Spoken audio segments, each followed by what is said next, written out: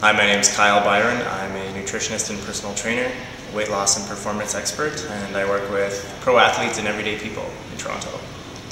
How long have you been doing it for? 4 years, 4.5 years. And what do you like best about it? Well, as hobbies, I'm very active, so going into this professionally was a good move for me. So I just actually like the science of it. I like working with people. I love working with people, actually, and seeing people change their lives is pretty cool. Actually, last week I had 2 clients quit their jobs to pursue their sort of dreams in the world, which, that's not what I specialize in, but when you start worrying about your health and taking care of business, you start to see that other things need to change too. So, what have been your top 3 pet peeves with clients when it comes to nutrition? Pet peeves? You mean well, with my clients, I wouldn't say pet peeves because they're my clients. Right. So pet peeves about just generally people doing in the public? Yes. Okay. Well, one that I just wrote about for a newsletter at Bank Fitness is fruit at night is bad, right? So I get that a lot. Okay. So first of all, there's many different kinds of fruit. So raspberries are very low carbohydrate, low sugar. They're sort of similar to red peppers, whereas a mango has 3 times as much sugar.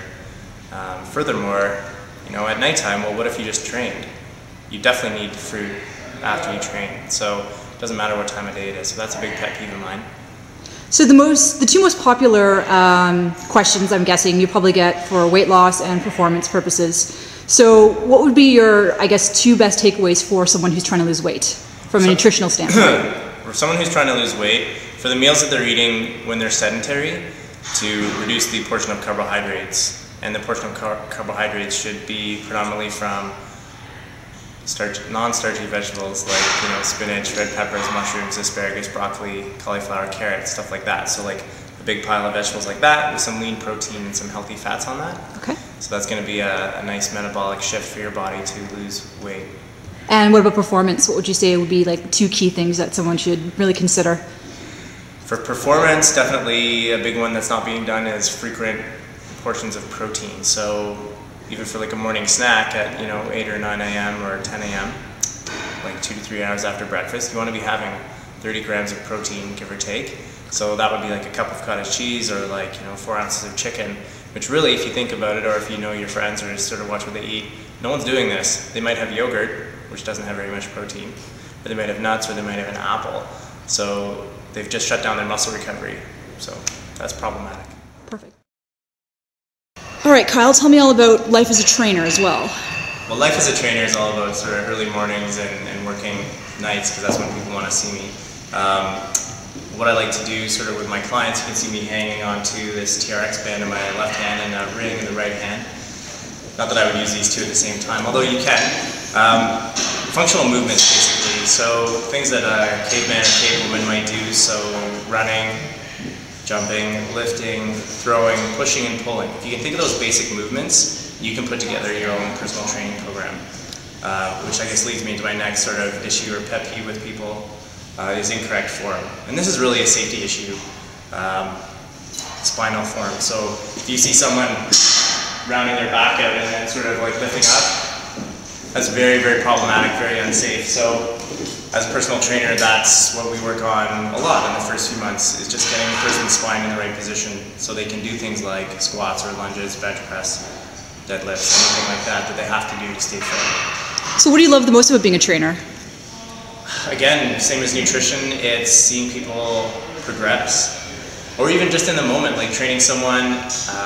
So female client that I had last night, I bought her some boxing gloves because we've been working together for a few years, so I bought her a present. And just, she was having so much fun, and we were just hitting a heavy bag, and she was getting pretty good at it already, and she was just so happy. And that, what that means is, she now has a new hobby that is evolved around fitness. That person's gonna just keep doing better, so that's awesome. What about races? Do you find that, do you have a lot of clients training for something specific? Is there a most popular race to go participate in, or? Well, in terms of races, or events, sort of racing, I do have had a few triathlon clients or swimmers, 800-meter swimmers, or the marathoners I don't get very often, and that's because marathoners don't value, or typically don't value, resistance training, which is erroneous on their part. Yeah, so it's more the shorter distances that I personally see. Thoughts on the boot camps of the world and CrossFit? Okay, two issues. So one, boot camps. So you're looking at high intensity exercise, which is really great. They put in resistance training elements like push-ups and lunges and jumping, squats and things like that. It's not as good as personal training because you're not getting that one-on-one attention. You know what, I guess I suppose I would say it would come down to the person leading the class. And what about CrossFit? Well, what about CrossFit? So CrossFit, you're looking at a lot of compound movements, like the functional movements that I talked about, like the deadlift and the squat and things like that. Sometimes CrossFit have been known to sort of bounce the weight off the ground or see how many deadlifts they could do in 30 seconds and things like that, and that can sometimes be an issue with your form. You should never really lift weights with regards to time. That's more of sort of a performance type of thing. Again, I guess this is coming down to the individual athlete, so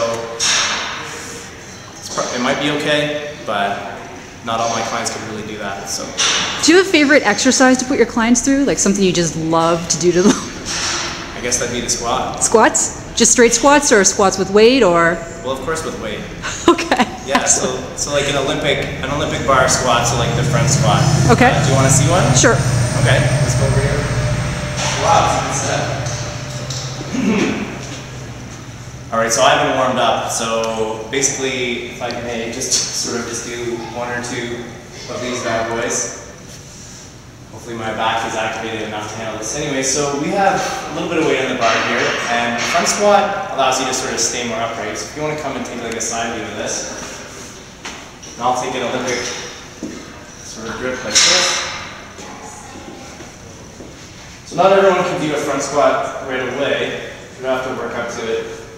And even if you couldn't handle this, you could do what this is called a zombie grip.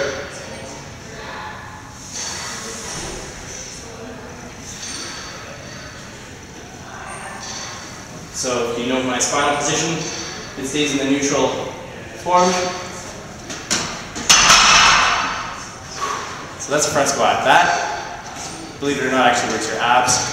Sort of obviously it works your lower back and obviously works your legs. But with the zombie grip or this front up grip, you are working a little bit of your upper body. Perfect. That's my favorite exercise. Awesome.